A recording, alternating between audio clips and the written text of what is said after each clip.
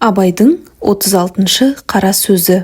Пайғамбарымыз саллаллаху алейхи уассаламның хадис шарифінде айтыпты: «Мән ла хаяхун уәлла иманун лаху» деп. Яғни, кімнің ұяты жоқ болса, оның иманында жоқ деген.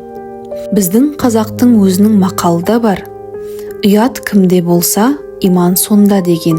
Енді бұл сөзден білінді: ұят өзі иманның бір мүшесі екен.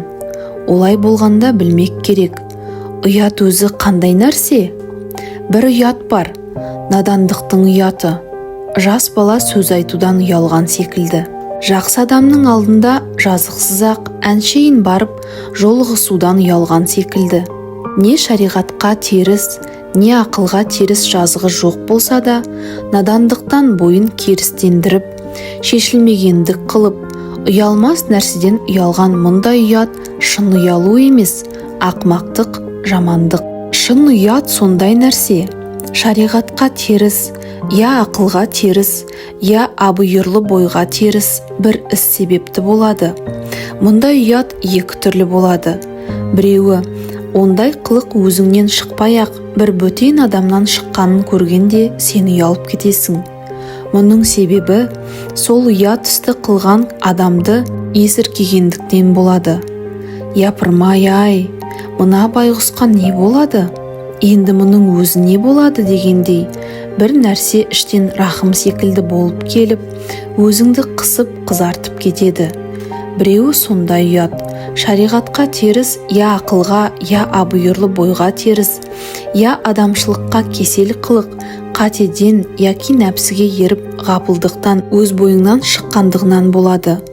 Мұндай ұят қылық қылғандығыңды бөтен кісі білмесе де, өз ақылың, өз нысабың, өзіңді сөккен соң, іштен ұят келіп, өзіңе жаза тарттырады.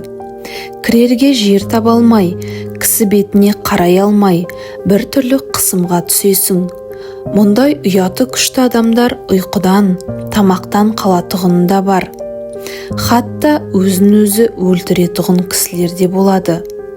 Ұят деген адамның өз бойындағы адамшылығы, иттігіңді ішіңнен өз мойныңа салып, сөгіс қылған қысымның аты. Ол уақытта тілге сөзде түспейді, көңілге ойда түспейді. Көзіңнің жасын, мұрныңның суын сүртіп алуға да қолың тимейді. Бір ит боласың.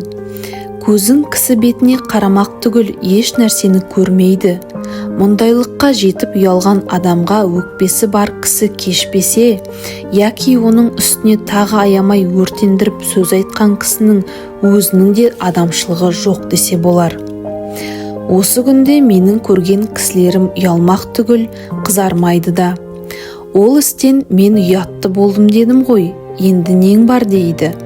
Я болмаса, жә, оған мен-ақ ұятты болайын, сен өзіңде сөйтіп бедің дейді.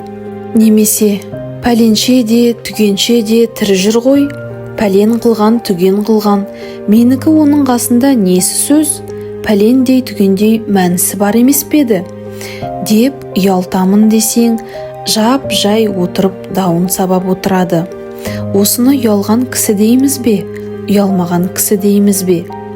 Ұялған десек хадис анау, жақсылардан қалған сөз анау. Осындай адамның иманы бар дейміз бе, жоқ дейміз бе?